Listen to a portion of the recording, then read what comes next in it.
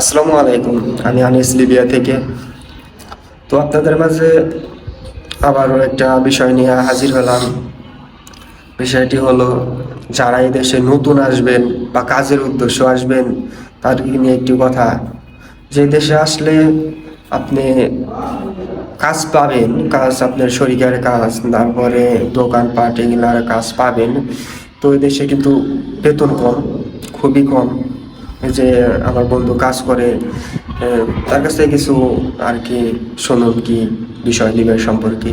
দোস্ত, এই দেশের বেতন কীরকম, এই দেশে কাজের পরিস্থিতি কীরকম, এই দেশের মানে রাস্তাঘাটে চলাফেরা বা এই দেশে পুলিশে ধরপাকড় কীরকম চলতেছে এখন বর্তমানে। আসসালামু আলাইকুম গাইস।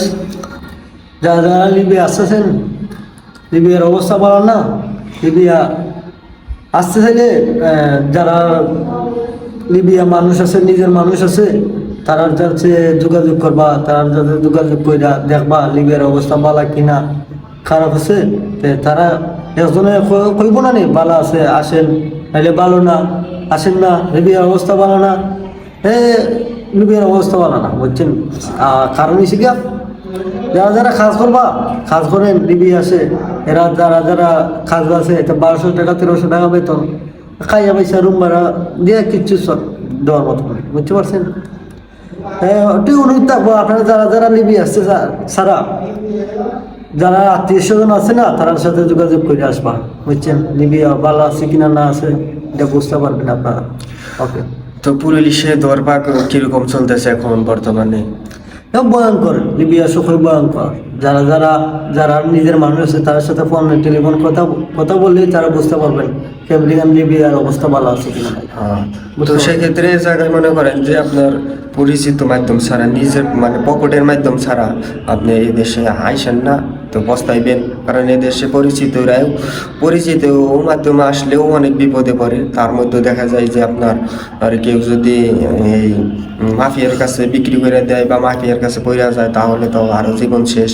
আর ইতালির উদ্দেশ্য যদি আসেন, তাহলে মনে করেন যে স্টক মাধ্যমে আসবেন। এমনি মনে করেন যে এই একজনের মিষ্টি কথায় বললো যে আমি যাবো, আমার নিয়ে যান বা আমারে আপনারা নিয়ে যাইতে পারবেন, মিষ্টি কথায় অনেকেই বলবো, তো তাদের কথায় আসেন না। তাদের কথায় আসলে জীবনটা শেষ করে দেবে একদম। এরকম অহরহর কাহিনী আছে এই লিবিয়ার জগতে, বুঝছেন। তো এই যে আমার বন্ধু অনেকদিন ধরে লিবিয়াতে আছে, সেই লিবিয়া সম্পর্কে অনেক কিছুই তার ধারণা আছে। সে এখনও মানে ওই ইতালি বা ওইদিকে যায় নাই।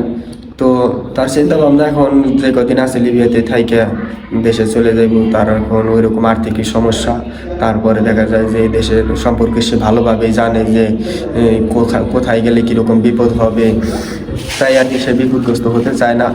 তো এখন আর কি সে লিবিয়াতে কাজ টাজ করতেছে, মাস শেষে দেখা যায় যে 10-15 হাজার টাকা বেতন পাইতেছে বাংলার, ওই দিয়ে আর কি চলতেছে। কিন্তু এই দেশের অবস্থা খুবই ভয়ানক। কাজের উদ্দেশ্য আবারও বলি আসবেন না। যারা কাজের উদ্দেশ্যে আসবেন তারা অন্য কোনো দেশে যান, এই দেশে না আইসা। আর যদি চিন্তা ভাবনা থাকে ওই দিকে যাওয়ার, তাহলে ভালো মাধ্যম ধরে আসবেন, তাতে আপনাদেরও ভালো হবে। আর এখন গেমের অবস্থাও ভালো না, আবার বাইকে থাকলে চলে যায় আর কি। ওই দরপাক চলতেছে, মাফিয়াই ধরতেছে, পুলিশ কোর্টকার ধরে বিক্রি করতেছে, আবার জেলে রাখতেছে, আবার জেলে থেকে দেশে রিটার্ন পাঠিয়ে দিতেছে, এইভাবেই চলতেছে আর কি। তবে ভালো মাধ্যম ছাড়া আসবেন না, যে জায়গায় যান।